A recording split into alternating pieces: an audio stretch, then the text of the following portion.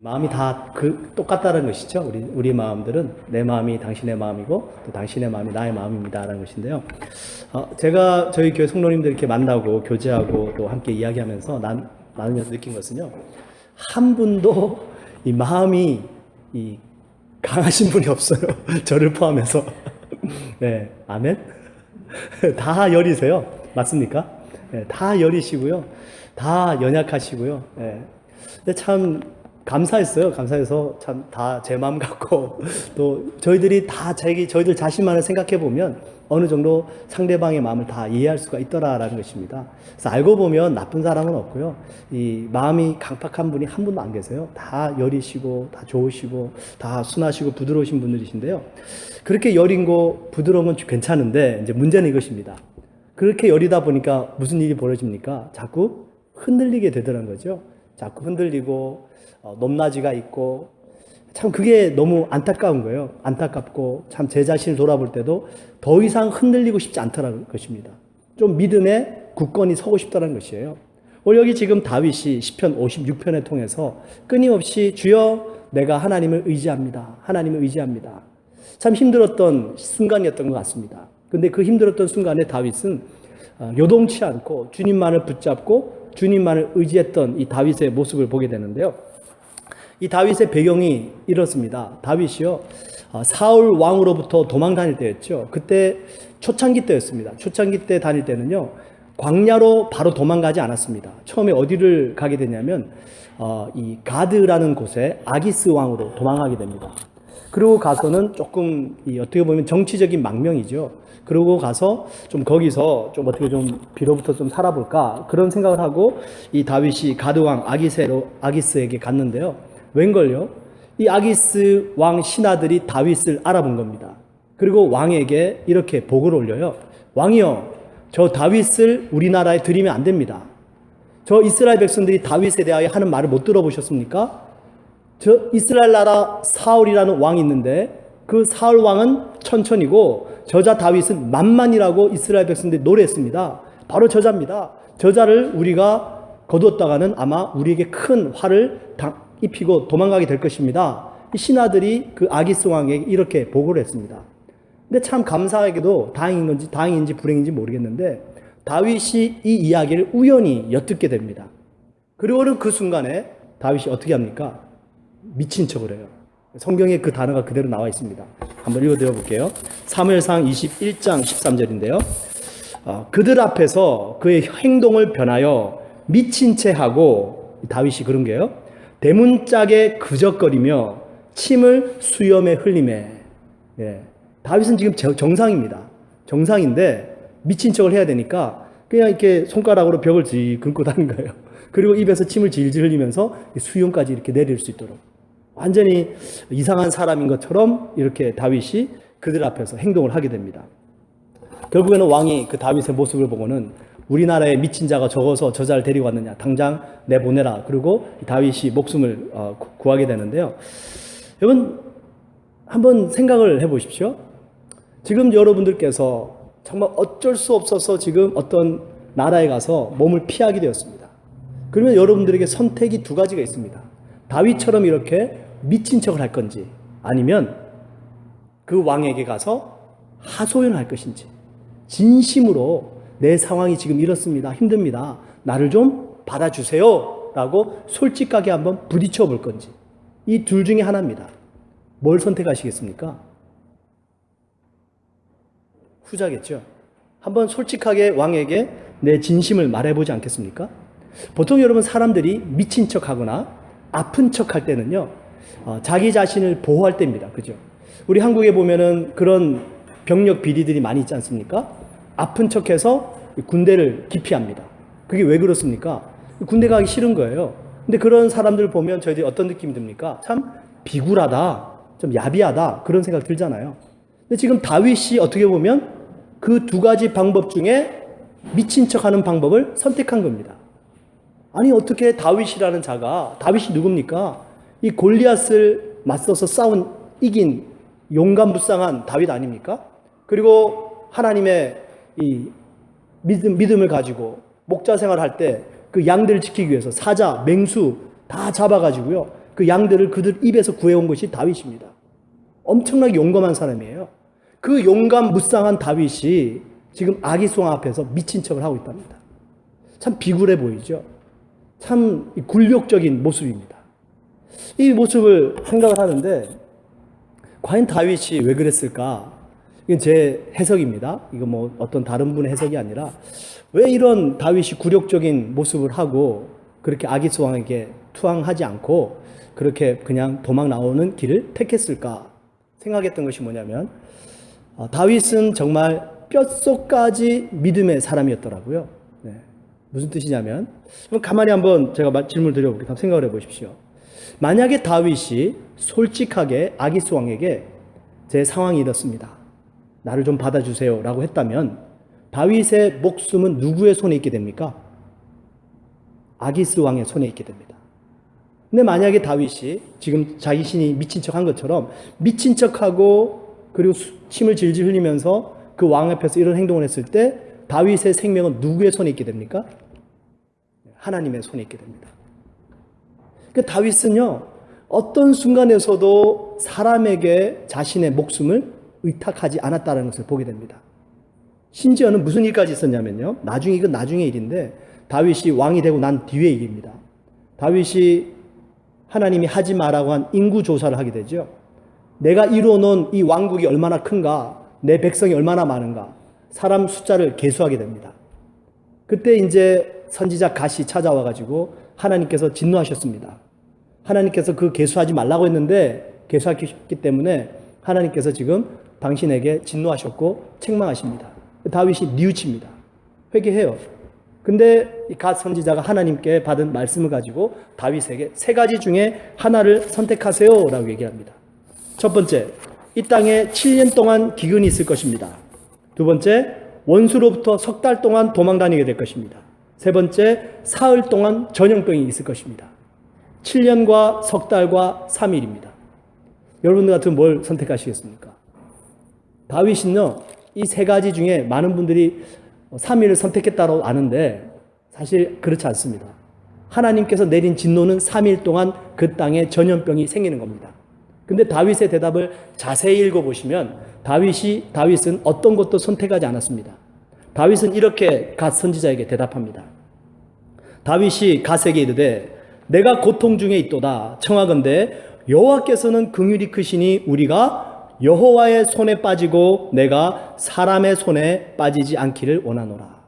이게 다윗의 답이었습니다. 야, 여러분 이 믿음 대단하지 않습니까? 하나님께 범죄했어요 다윗은. 근데 하나님께 매맞겠다는 겁니다. 사람에게 매맞지 않겠다는 얘기예요. 그랬더니 하나님께서 3일 동안의 온역을 그 땅에 내리게 됩니다. 이게 좀 다윗의 믿음이라는 것이죠. 매를 맞아도 하나님께 맡겼다. 하나님은 긍휼하심이 많으신 분이시다. 다윗은 어떤 환난 속에서도 그 생명을 사람에게 부탁하지 않고 하나님께 의탁을 드렸고요. 심지어는 본인이 범죄했음에도 불구하고 차라리 내가 하나님께 혼이 나겠다라는 이 정도의 믿음을 가진 사람이 바로 다윗인 것을 보게 됩니다. 뭐 그렇다고 다윗이 저희들과 영 다른 사람입니까? 야, 다윗은 우리와 태생이 달라. 뭐 그렇게 생각하십니까? 절대 그렇지 않습니다. 성경에서는 야고보서에 보시면 엘리야는 뭐라고 말씀하시죠? 엘리야는 우리와 똑같은 성정을 가진 사람이로되 저가 기도한 즉 3년 반 동안 비가 내리지 않고 다시 기도한 즉 다시 비가 내리더라. 그 엘리야는 우리와 똑같은 성정을 가진 사람이에요. 엘리야는 선지자입니다. 다윗은 선지자도 아니에요. 근데 이 왕인 다윗이, 이 도망자 다윗이 하나님만을 철석까지 믿었더니 믿음의 사람이 되는 것을 보게 되죠. 중요한 것은 내가 어떻게 태어났느냐가 아닙니다. 과연 내게 믿음이 있느냐 없느냐. 한 흑인 목사님의 어렸을 적 간증 이야기입니다. 뉴욕에 한 옛날 때죠. 옛날 때인데 뉴욕에 어떤 풍선을 파는 풍선 아저씨가 막 열심히 풍선을 막 이렇게 불어가지고 아이들에게 팔고 있었습니다. 그러니까 뭐 아이들이 와가지고 흰색 풍선, 빨간색 풍선, 막 풍선을 사가지고 가요. 근데 이 흑인 아이는 아직도 그 당시 때 이렇게 흑백의 어떤 그런 차별이 있었기 때문에 그 아이들이 모인 곳에 끼질 못하는 겁니다. 멀리 감치 서가지고 그 풍선만 멀리서 이렇게 바라보고 있는 거예요. 멀리서 바라보니까 막 흰색 풍선도 하늘로 올라가고 빨간 풍선, 뭐 노란색 풍선, 파란색 풍선 막 올라가고 있는 거예요. 멀리 가까이 가지도 못하고 바라보고 있으니까 아들이 막 몰려와가지고 풍선 하나씩 들고 다 집으로 돌아간 후였습니다. 풍선 아저씨도 이제 다 정리하고 집으로 가려는데 그 흑인 아이가 아침부터 저기서 멀리서 지켜보고 있는 것을 보고서는 그 아이를 부릅니다. 가까이 오라고. 그리고 너 무슨 색깔 풍선을 원하니? 물어보니까 아이가 이렇게 얘기합니다. 아저씨, 검정색 풍선도 하늘을 나를 수 있나요? 이 아저씨가 번쩍 눈치를 채는 거예요. 아, 이 아이에게 엄청 아픔이 있구나, 상처가 있구나. 그래서 이 아저씨가 얘기해 줍니다. 이 풍선이 흰색이라서 뜨는 것도 아니고 빨간색이라서 뜨는 것도 아니고 파란색이라서 뜨는 것도 아니야. 이 풍선 안에 힐륨이라는 가스를 넣는데 그 가스가 풍선을 뜨게 하는 거야. 아저씨에겐 지금 검정색 풍선은 없지만 어떤 색깔 종류의 풍선도 이 힐륨 가스만 있다면 뜰 수가 있단다. 나중에 이 아이가 이 사건을 계기로 나중에 목사가 됩니다. 그분이 J.C. 잭슨이라는 흑인 목사님이십니다. 여러분, 중요한 것은 내 태생이 어떤가, 내가 어떤 사람인가, 이게 중요한 게 아니에요. 뭐가 중요한 겁니까? 내 안에 믿음이 있는가라는 것입니다. 내 안에 믿음만 있으면 여러분, 우리가 이 다윗과 같은 흔들리지 않는 그런 사람이 될 수 있을 줄 믿습니다. 그게 중요한 것이거든요. 그럼 과연 이 다윗과 같은 이 믿음 어떻게 저희들이 가질 수 있는가? 오늘 제가 한 가지만 말씀을 드리고요. 다음 주에는 두 번째 말씀을 좀 드리도록 할게요. 우리가 믿음을 가질 수 있는 배경은 오늘 이 시편 56편에 나와 있는 1절과 마지막 절에 나와 있습니다. 1절에 보십시오. 뭐라고 기록하냐면 하나님이여 내게 은혜를 베푸소서 사람이 나를 삼키려고 종일 치며 앞지하나이다. 하나님께 뭘 베풀라고 말씀하시죠? 은혜를 베풀어달라고. 여러분, 우리의 믿음의 시작은 은혜입니다. 그리고 어떻게 또 은혜를, 이 믿음을 마지막까지 가져갈 수 있냐면요. 마지막 12절입니다. 12절을 보시면 하나님이여 내가 주께 서운함이 있사온즉 내가 감사제를 주께 드리리니 주께서 내 생명을 사망에서 건지셨음이라. 감사라는 것입니다. 여러분, 믿음의 시작은 은혜로 시작하고요. 그리고 믿음의 끝은 감사로 끝이 납니다. 이 두 번째 감사에 대해서는 다음 주에 말씀을 드리고요. 우리의 믿음의 시작, 하나님의 은혜로 시작한다는 것을 먼저 오늘 좀 말씀을 드리고 싶습니다. 여러분 잘 아시는 말씀처럼 에베소서 2장 8절 말씀 기억나십니까? 에베소서 2장 8절 너희가 그 무엇으로요? 은혜를 인하여 믿음으로 말미암아 구원을 얻었나니 이것이 너희에게서 난 것이 아니요 하나님의 선물이라. 그 은혜를 인하여 믿음으로 말미암아 하나님의 은혜 때문에 우리에게는 믿음이 생긴다라는 것입니다. 여러분 복음서를 한번 읽어보십시오. 그 복음서에 보시면 얼마나 많은 병자들이 나오고 믿음 없는 이방인들이 나오며 얼마나 많은 사람들이 나옵니까? 근데 그들이 예수님께 찾아와서 다 외치죠. 뭐라고 부르짖습니까? 다윗의 자손 예수여. 그 다음에 뭐죠? 우리를 불쌍히 여겨주소서. 우리를 긍휼히 여겨주소서. 이것이 그들의 외침이었습니다.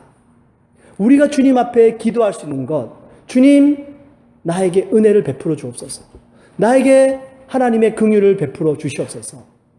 이게 뭐냐면 우리의 믿음의 시작이다라는 것이에요. 다윗이 언제 하나님의 은혜를 처음 받았을까요? 물론 뭐 성경에 나타난 이야기로만 따진다면 사무엘에게 기름 부음을 받았을 때입니다. 물론 그 전에도 목자 생활하면서 끊임없이 하나님과 교제하고 찬양했을 겁니다. 근데 성경에 나타난 바에 의하면 다윗이 처음 하나님의 은혜를 체험했을 때는 사무엘이 아버지 이새의 집에 왔을 때입니다. 그때 성경이 기록하는 것이요. 아시죠? 다윗에게 있는 모든 형들을 다 지나가게 했습니다. 형들 아예 다윗은 부르지도 않았어요. 다윗은 목자 생활로 양을 치고 있었습니다. 그래서 이 사무엘이 아무도 이 아들 중에는 왕이 안 된다니까 이새에게 물어보잖아요. 당신에게 또 다른 아들이 있느냐? 지금 마지막 막내가 있는데 지금 양 치고 있습니다. 그를 데리고 오시오. 근데 하나님께서 사무엘에게 저에게 기름 부으라 말씀하시죠. 그리고 그때 사무엘이 다윗에게 기름을 붓게 되는데요. 사무엘이 기름 뿔병을 가져다가 그의 형제 중에서 그에게 부었더니 이날 이후로 다윗이 여호와의 영에게 크게 감동되니라. 이날 이후로 사무엘이 다윗에게 기름 부은 그날 이후로 다윗이 하나님의 영에 크게 감동되어서 삶을 살 수 있었다라고 얘기를 합니다. 질문. 자, 다윗이 기름 부음 받은 후에 형통한 삶을 살았습니까? 아닙니까? 아니죠. 네. 막 사무엘로부터 기름 붓고 받고 나니까 이제 너는 이스라엘의 두 번째 왕이 될 거야. 그렇습니까? 이야, 할렐루야, 좋습니다. 나는 이제 양치는 일 그만두고요. 나는 이제 이 나라를 구하고 이 나라의 왕이 되어서 이제 나의 인생은 폈습니다. 승승장구할 것입니다. 그렇게 됐습니까? 아니요, 웬걸요. 오히려 반대입니다. 사무엘로부터 기름 부음을 받고 난 이후부터 다윗은요, 골리앗을 무찌를 때까지만 좋았어요. 골리앗 무찌르고 난 다음부터는 완전히 그 인생은 점점 더 내리막길이 됩니다. 여러분, 우리가 다윗 같으면, 제가 다윗 같으면 하나님께 이렇게 불평할 수 있지 않았을까요? 하나님, 제가 언제 왕이 되고 싶다고 그랬습니까? 네. 왜 나에게 기름을 부으셔가지고 왜 이렇게 광야에서 힘들게 살게 하십니까? 나는 그냥 목동생활 편했는데 그냥 아버지 집에서 그냥 양들이나 치면서 그냥 뭐 피리다 불면서 그냥 편안하게 살고 있었는데 왜 굳이 나를 택하셔서 기름을 부으시고 나를 이렇게 힘들게 인생을 만드셨습니까?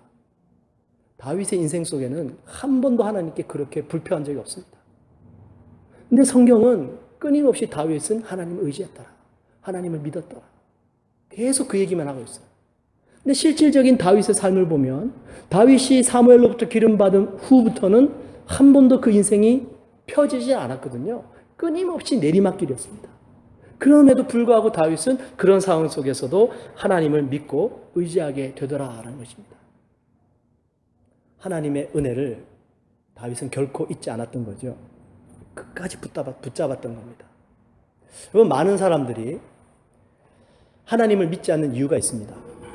그 중에 가장 큰 이유가 뭐냐면 이 세상에 있는 고통과 악 때문에 그렇습니다. 그들이 말하는 논리는 이것입니다. 하나님이 살아계신다면 그 하나님은 전능하십니다. 그리고 그 전능하신 하나님은 완전하게 선하신 하나님이십니다.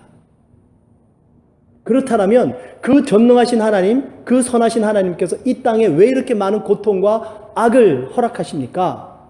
만약에 하나님이 선하시고 전능하심에도 불구하고 이 땅에 많은 고통과 악이 있다라면 둘 중에 하나 아니겠습니까? 하나님은 이 땅의 고통과 악을 제거할 의지가 없다든지 무관심하다든지 아니면 하나님은 아예 이 땅에 있는 모든 고통과 악에 대해서 그것을 허락하셨기 때문이지 않겠습니까? 그렇다면 그 하나님은 완전하게 선하지 않은 하나님 아닙니까? 그 하나님 어떻게 믿어드리겠습니까? 이게 여러분 대부분의 많은 사람들이 하나님의 존재를 인정하지 않는 이유입니다. 고통과 악의 문제다라는 것이죠.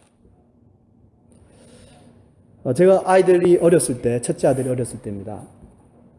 자전거를 가르치려고 저희 옛날 토론토에 살던 집 앞에 큰 공터가 있었습니다. 그래서 그 자전거를 이제 태워줬는데 이 나라는 자전거를 사면 그 보조 바퀴도 따로 사야 되더라고요. 그래서 뭐 조금 돈도 안 낄겸해서 아이가 잘 탈 줄 알고 보조 바퀴는 안 샀습니다. 안 사고 제가 뒤에서 잡아주고 시간 될 때마다 이제 날씨 좋을 때 나가서 밀어줬는데 이 애가 이렇게 처음 잘 균형을 못 잡더라고요. 그래서 이렇게 뒤에서 좀 잡아주다가 손을 놓고 또 혼자서 타고 가고 그랬는데 좀 곧잘 타는가 싶더니 이렇게 잘 익숙하지가 않아요. 그래서 한번 이렇게 제가 뒤에서 잡다가 균형을 잘 잡길래 놨습니다. 놨는데 이게 핸들을 못 꺾고 계속 직진만 하는 거예요. 계속 직진하는데 앞에 나무에 확 부딪혀가지고 넘어지는 거예요. 그 나무가 너무 야속한 거예요. 그 나무만 없었다면 제대로 잘 갔었을 텐데 더 멀리 갈 수 있었을 텐데 근데 그 나무가 어디에 있었냐면요.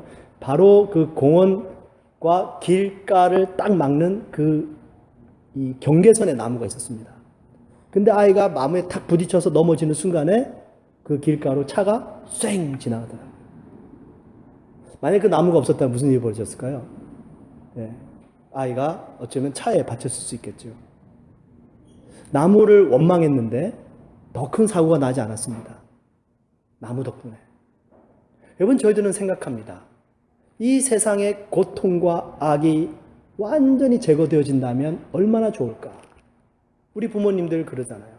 정말 조심해라. 여러분 예를 한번 더 들어볼까요? 만약에 우리 자녀들이 교통사고를 당치 않도록 하기 위해서 절대로 차를 타지 못하게 했습니다. 완전히 이걸 제거해버렸어요.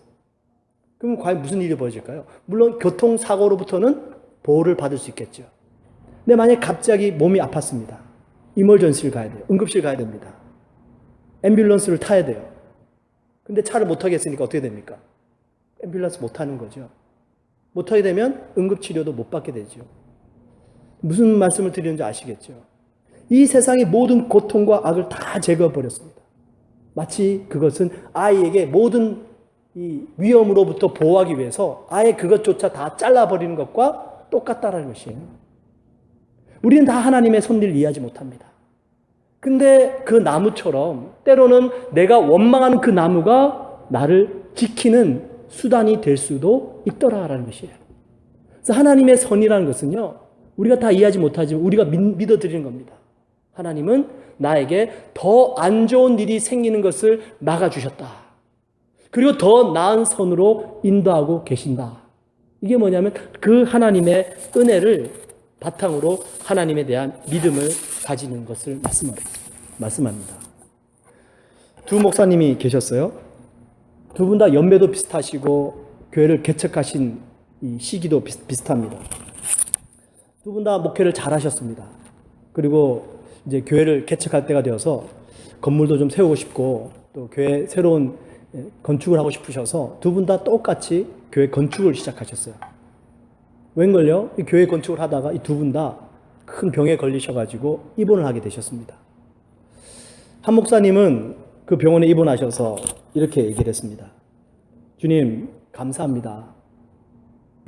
이 교회를 건축하다 보면 누군가 죽든지 성도가 떠나든지 아니면 목회자가 아프게 된다고 그랬는데 성도님들이 떠나지도 않고 누가 죽지도 않고 그래도 제가 아프게 해주셔서 감사합니다. 나머지 한 목사님은 그랬어요. 아니 하나님, 제가 이렇게 하나님의 일을 위해서 열심히 수고하고 애썼는데 왜 이렇게 나를 병들게 하시고 아프게 하십니까? 여러분, 이 믿음의 근거는 하나님의 은혜에서부터 비롯됩니다. 저희들이 하나님의 은혜를 이해하지 못하면, 그 하나님의 은혜를 믿어드리지 못하면 이 두 번째 목사님처럼 내가 주의 일 했는데 왜 나에게 이렇게 병을 주십니까? 이런 일이 벌어지더라는 겁니다.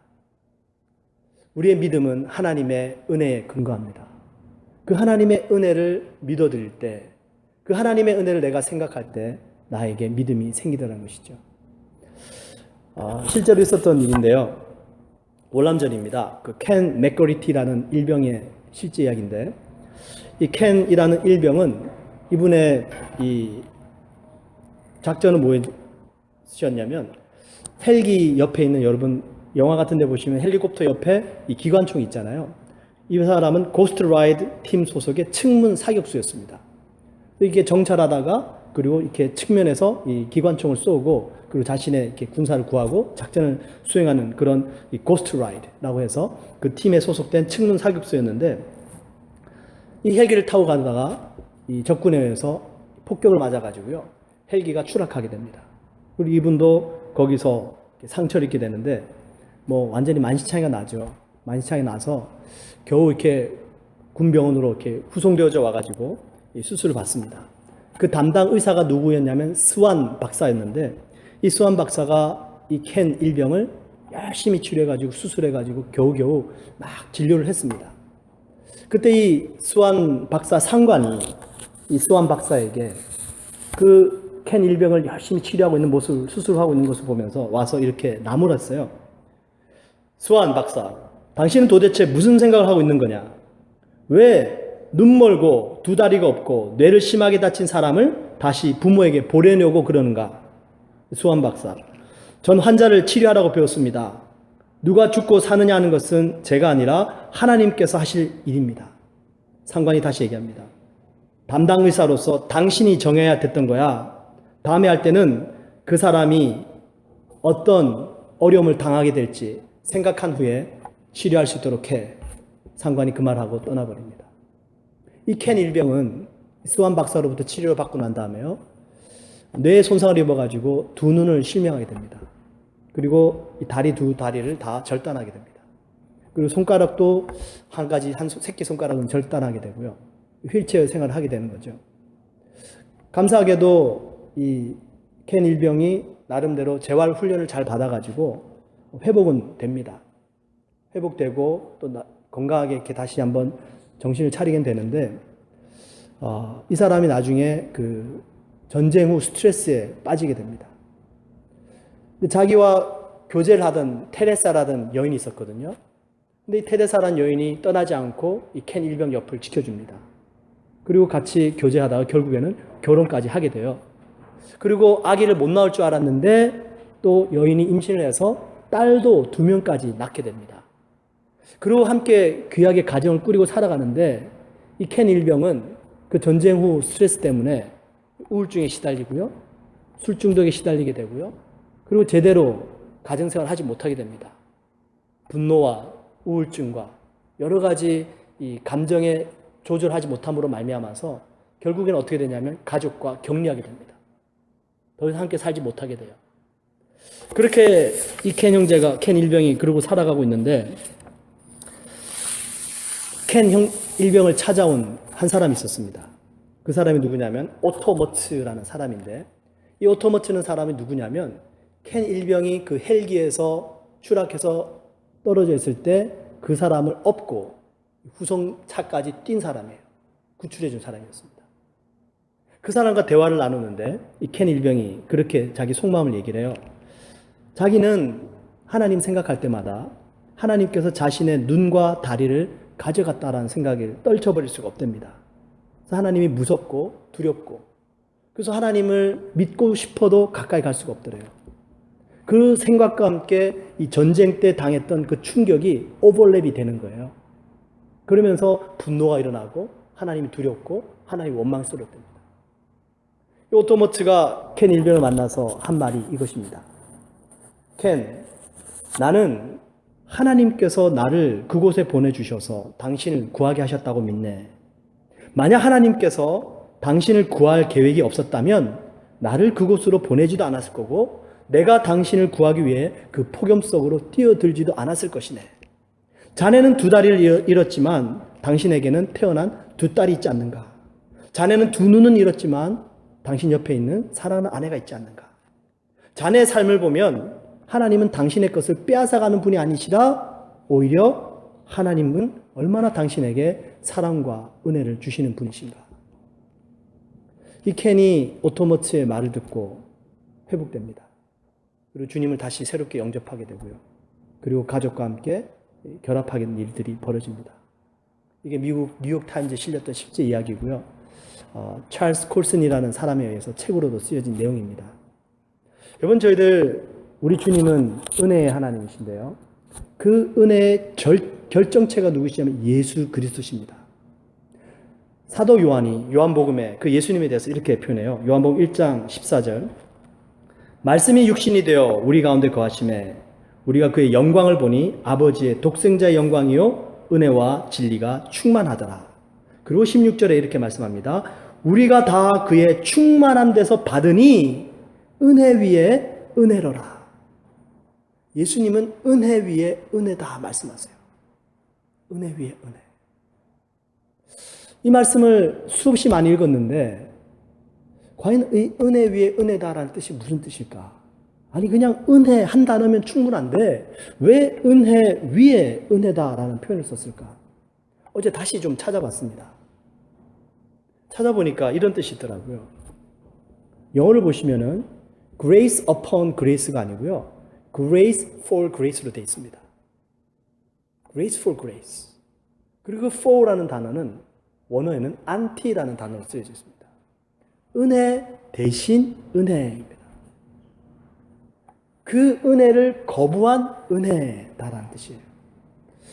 아니 은혜 위에 은혜가 아니라 은혜 대신 또 다른 은혜. 이게 뭘까? 우리가 원하는 은혜가 있죠. 근데 하나님이 주시는 은혜가 따로 있습니다.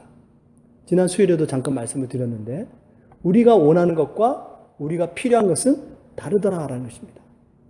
하나님께서는 우리가 원하는 것을 주시기도 하시지만 하나님이 주시는 은혜는 정말로 우리에게 필요한 은혜인 줄 믿습니다.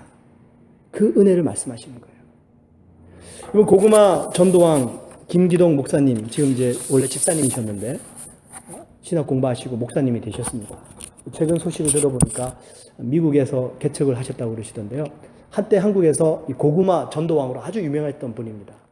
집회도 많이 다니시고 강의도 많이 하셨던 분이신데요. 근데 이분은 원래 믿지 않는 분이셨어요.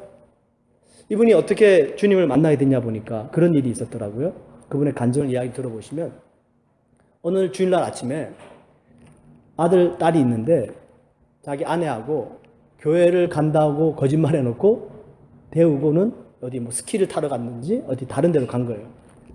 그리고 가는 중에 갑자기 정면에서 중앙선을 넘어오는 차에 의해서 충돌 사고가 생겨서 온 가족이 그냥 그 자리에 실신하게 됩니다.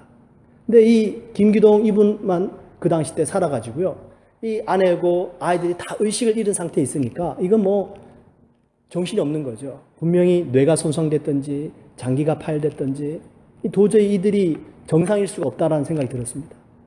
이분이 완전 8시간 동안 이 자기 아내와 아이들이 깨어날 그 8시간 동안 혼자서 동분서주하면서 뒷바라지합니다.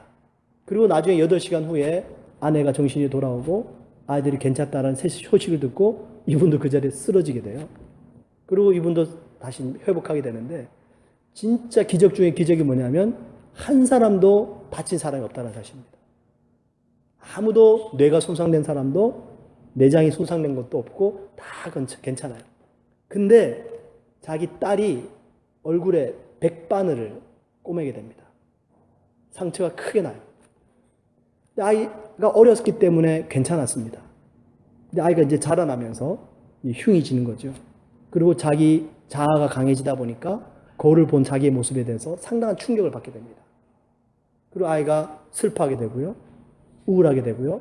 밖으로도 안 나가려고 하게 되고요.